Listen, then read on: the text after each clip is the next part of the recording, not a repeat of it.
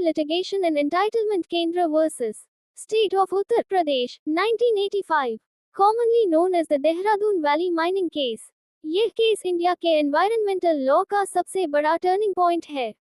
यह पहली बार था जब सुप्रीम कोर्ट ने एनवायरमेंट को इंडस्ट्री से ऊपर रखा।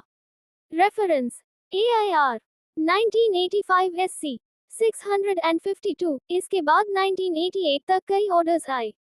सब्जेक्ट एनवायरमेंटल प्रोटेक्शन और article 21 right to life. Facts 1970s to 1980s में उत्तर प्रदेश के देहरादून मसूरी क्षेत्र में बड़े पैमाने पर लाइमस्टोन माइनिंग हो रही थी। माइनिंग कंपनियां पहाड़ों को डायनामाइट से उड़ाती थीं, जंगल काटे जा रहे थे, पानी के प्राकृतिक स्रोत सूख रहे थे, भूस्खलन लैंडस्लाइड्स होने लगे, गांवों के घर और खेती बर्बाद होने लगी। स्थानीय लोगों को लगा कि ये सिर्फ माइनिंग का मामला नहीं है, बल्कि लोगों के जीने के अधिकार राइट टू लाइफ का सवाल है। तब एक NGO rural litigation and entitlement केंद्र ने सुप्रीम कोर्ट में आर्टिकल 32 के तहत पिटीशन फाइल की।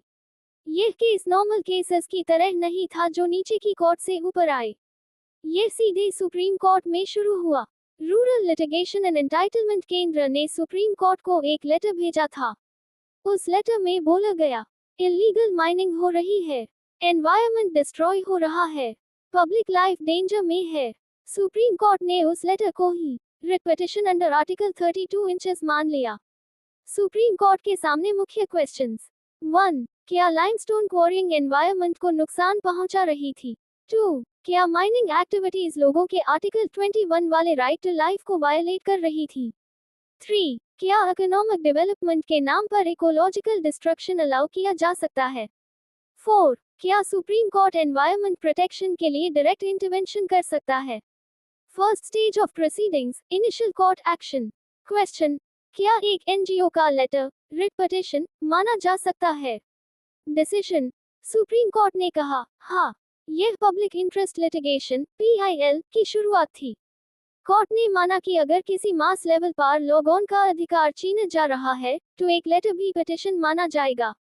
एक्सपर्ट कमिटीज की रिपोर्ट। सवाल, क्या माइनिंग सच में नुकसान पहुंचा रही है? एक्शन, सुप्रीम कोर्ट ने भार्गव कमेटी और अवधूत कमेटी बनाई। इन कमिटीज ने बताया कि माइनिंग की वजह से एनवायरनमेंट को इरेपरेबल डैमेज, ऐसे नुकसान जो कभी ठीक ना हो रहा है। कमेटी का काम माइनिंग एरियाज इंस्पेक्ट करना, एनवायरनमेंटल डैमेज चेक करना, सेफ्टी एनालाइज करना। भार्गव कमेटी की रिपोर्ट। कमेटी ने माइंस को 3 कैटेगरीज में डिवाइड किया। A relatively safe mines, B moderate environmental damage, C extremely dangerous mines। Committee ने बोला, कैटेगरी C माइंस बहुत डेंजरस हैं और उन्हें बैन कर देना चाहिए।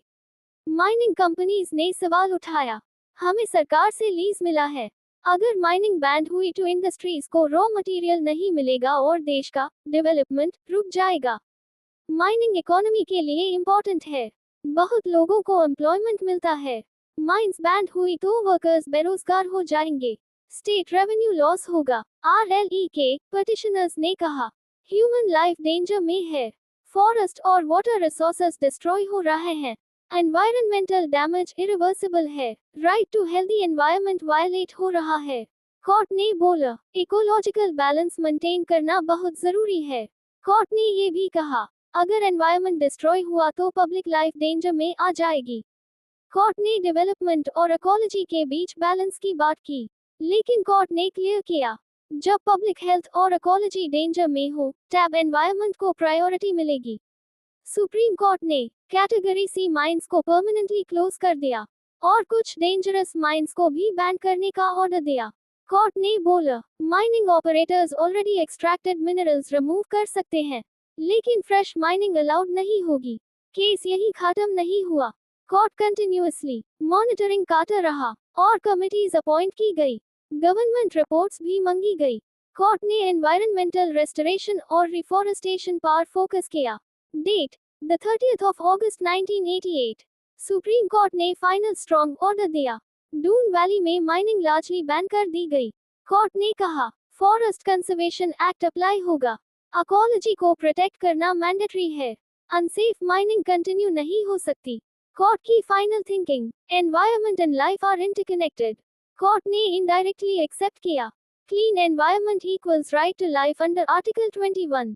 और कोर्ट ने एनवायरमेंटल प्रोटेक्शन को constitutional duty, state responsibility, public interest बताया। दोस्तों, देहरादून वैली केस ने इंडिया में एनवायरमेंटल लॉ की नींव रखी।